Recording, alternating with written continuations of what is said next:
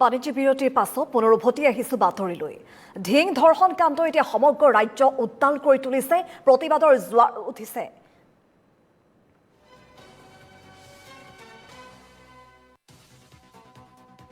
আহিছে খবৰ, ঢিং ধৰ্ষণ কাণ্ডৰ মূল অভিযুক্তৰ ইতিমধ্যে মৃত্যু হৈছে।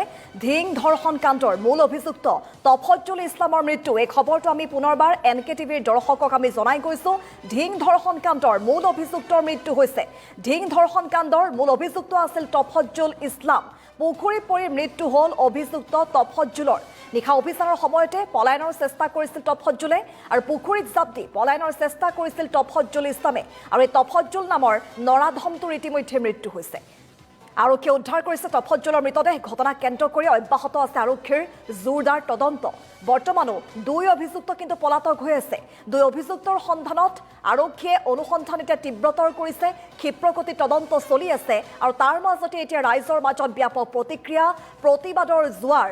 দোষীক শাস্তি হ'ব লাগে, কঠোৰতকৈ কঠোৰ শাস্তি বিহিব লাগে। কালিৰ দিনটোতে মন্ত্ৰী পীযুষ হাজৰিকা গৈ উপস্থিত হৈছিল, আশ্বস্ত কৰিছিল ৰাইজক যে দোষীক শাস্তি দিয়া হ'ব। সমগ্ৰ ঘটনা সন্দৰ্ভত মুখ্যমন্ত্ৰী ডক্টৰ হিমন্ত বিশ্ব শৰ্মাই DGP গৰাকীক নিৰ্দেশনা দিছিল যে ঘটনাৰ সঠিক তদন্ত হ'ব লাগিব, দোষীয়ে শাস্তি পাব লাগিব। আৰু এটা পুৱাৰ ভাগতে অহা খবৰ, ইতিমধ্যে মূল অভিযুক্ত তফজ্জুলৰ মৃত্যু হৈছে। কেনেদৰে মৃত্যু হ'ল, ক'ত মৃতদেহ উদ্ধাৰ কৰা হ'ল, সেইখিনি কথা ইতিমধ্যে আমি জনাই গৈছোঁ। কিন্তু এই সন্দৰ্ভতে সবিশেষ জানিবৰ বাবে দীপজ্যোতি কাকতি সতীৰ্থ সাংবাদিকগৰাকীৰ কাষলৈ আমি পুনৰবাৰ গৈছোঁ পোনপটীয়াকৈ। দীপজ্যোতি, আপোনাৰ কাষলৈ আহিছোঁ ঘটনা সন্দৰ্ভত, যিহেতু সামগ্ৰিক কথাখিনি আপুনি জনাই আছিল। আৰু কি আপডেট আহিছে? তফজ্জুলৰ মৃতদেহ উদ্ধাৰ কৰা হৈছে, ৰাইজৰ মাজত কেনেধৰণৰ প্ৰতিক্ৰিয়া জনাই যাওক দীপজ্যোতি। সমগ্ৰ অসম জোকাৰি তিনিজনকৈ পাখণ্ডৰ যি এগৰাকী নাবালিকাক ধৰ্ষণ কৰি ৰাস্তাৰ কাষত পেলাই থৈ গৈছিল, তাৰপিছত এক তীব্ৰ প্ৰতিক্ৰিয়া সৃষ্টি হৈছিল ঢিঙত। আৰু তাৰপিছতে সমগ্ৰ ঢিঙৰ লগতে নহয়, সমগ্ৰ অসম জ্বলি উঠিছিল। দিনজোৰা কাৰ্যসূচী নহয়, নিশা ভাগলৈকে ঢিং আৰক্ষী থানাৰ সন্মুখত এক বিশাল প্ৰতিবাদী কাৰ্যসূচী গ্ৰহণ কৰিছিল। থানাৰ পৰা অপৰাধী গুলি আনিবলৈ গৈছিল।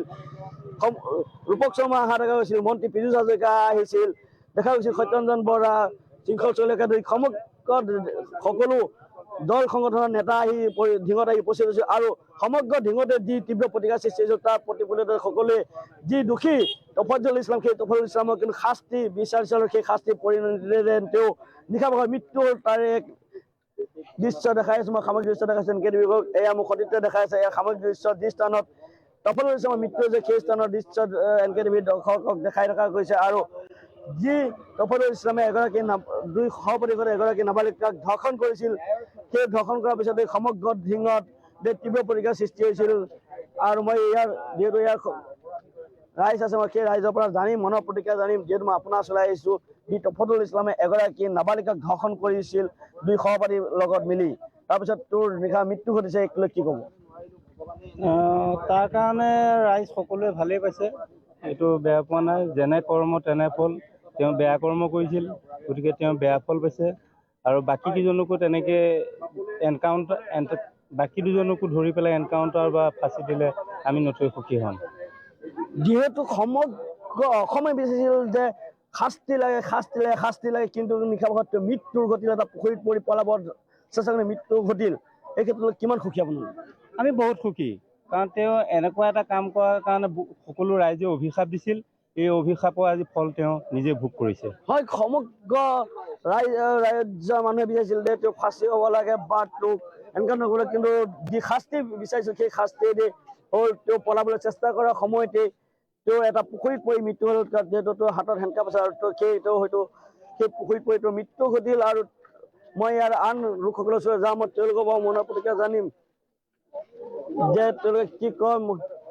এগৰাকী মহিলা আছে, মই ওচৰলৈ যাম। এয়া তেওঁৰ ঘৰ, মোৰ কামীয়া সংঘত আছে, তেওঁলোকৰ পৰিয়ালৰ মানুহ আহিছে আৰু পৰিয়ালৰ লোক ওলাই অহা দেখা গৈছে।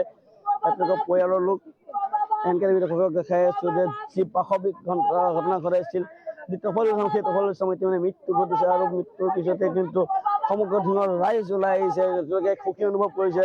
যিহেতু লোকসকল আছে, মই তেওঁলোকৰ ওচৰলৈ যাম। বাইদেউ, মই আপোনাৰ ওচৰত আহিছোঁ। এইপিনে হ'ব 1 মিনিট। যিহেতু যিজন লোকে ধৰ্ষণ কৰিছে মৃত্যু হ'ল, আপুনি কেনেকুৱা অনুভৱ কৰিছে? ধৰ্ষণ কৰিছে মানে কি কয়, এইটোতো বেয়া কামেই হৈছে, কৰিব নালাগিছিলে। সকলোৱে মৃত্যু বিচাৰিছিল, মৃত্যু হ'ল, এই ক্ষেত্ৰত কি ক'ব?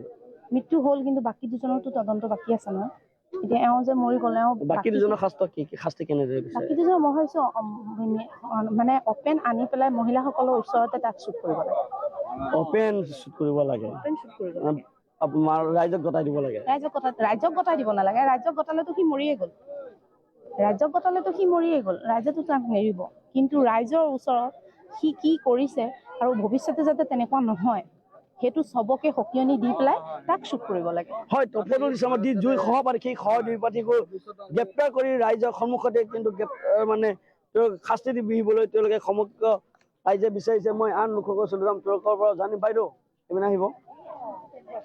যিহেতু তফাইদুল ইছলামৰ মৃত্যু ঘটিল আৰু সকলো ৰাইজে বিচাৰিছিল মৃত্যু, তাৰপিছতে পৰাভকতৰ মৃতদেহ উদ্ধাৰ হৈছে, আপুনি কি ক'ব? মৃতদেহ উদ্ধাৰ হৈছে, কিন্তু মৃতদেহ উদ্ধাৰ হ'ব নালাগিছিলে। আমি তেওঁক যদি সঠিকত জীয়াই থাকোঁতে দেখা পালোঁ হয়, তেতিয়াহ'লে গোটেই সঁচা কথাখিনি ওলাই গ'ল হয়। কিন্তু এতিয়া আমি মৃতদেহ দেখাৰ কাৰণে মানে ভালো লাগিছে, কিন্তু এটা কাৰণে আমাৰ বেয়া লাগিছে। ইমানেই ক'ব লগা। আৰু দুই সহপাঠী বৰ্তমান পলাতক। তেওঁলোকক বিচাৰি উলিয়াব লাগে, তেওঁলোকক বিচাৰি উলিয়াই ফাঁচি দিব লাগে। ফাঁচি দি কৰি সিহঁতক মাৰিব লাগে ন, কিন্তু এৰি দিব নালাগে। টকা লৈ কোনো কাৰণত এৰি দিব নালাগে, সিমানেই কথা মোৰ। আৰু ছোৱালীজনীকো মানে অলপ ৰাইজে চাওক, চৰকাৰে চাওক, চাই কৰি অকণমান ছোৱালীজনীক সহায় কৰক। তাইও দুখীয়া মানুহৰ ঘৰৰ ছোৱালী, আমাৰে ছোৱালী। সেইকাৰণে মই ইমানেই ক'ব লগা, আৰু ক'ব লগা নাই। মই এগৰাকী আইতা আপোনাৰ চলাইছোঁ, আপোনাৰে হয়তো নাতি সমবয়সীয়া এগৰাকী যুৱতীক মানুহে কথা ক'ব নাজানো নহয়। হয়, মই আন লোকসকলৰ